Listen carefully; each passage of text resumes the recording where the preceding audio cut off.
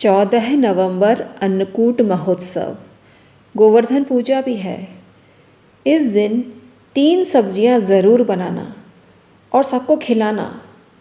इतना पुण्य मिलेगा और माला माल तो हो ही जाओगे, क्योंकि उनका पुण्य काम करेगा। उनके द्वारा दिए गई दुआएं काम करेंगी। पुण्य तो आपको लगेगा, लेकिन उनके द्वारा दी गई दुआएं आपको लगेंगी, जिसका इतना प्रताप है कि आप मालामाल हो जाओगे, धनवान हो जाओगे और त्वरित गति से आपके सब काम बनने लगेंगे। मित्रों,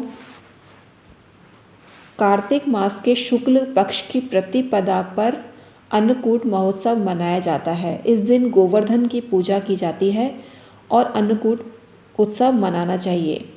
इससे भगवान विष्णु की कृपा आपको मिलती है। इस दिन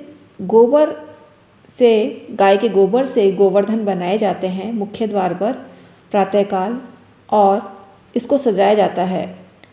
तो आपको गोवर्धन की पूजा अवश्य ही करनी चाहिए और आभूषणों से सुसज्जित कर गौ का पूजन करना चाहिए।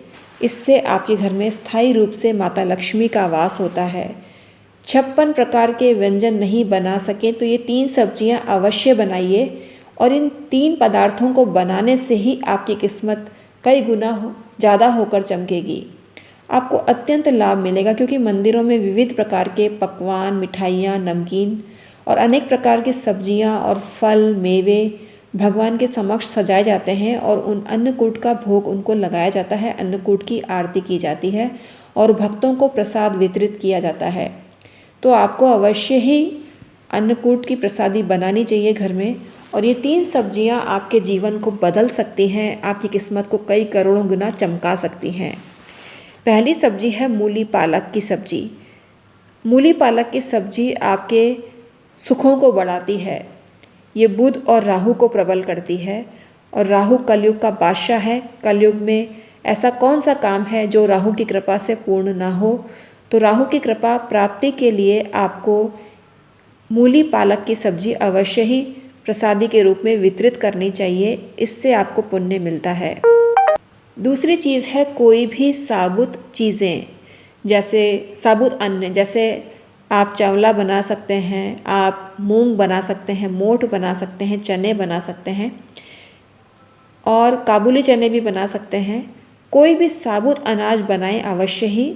इससे आपको ज़बरदस्त पुण्य का लाभ मिलता है। ये प्रसादी आपको जितनी ज़्यादा संख्या में वितरित करेंगे उतना ही आपको फ़ायदा होगा।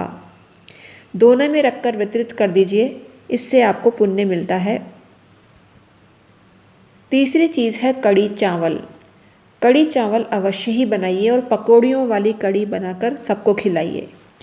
ऐसा ज़बरदस्त आपके जीवन में सौभाग्य जागृत होगा, आप मालामाल हो जाएंगे। इस दिन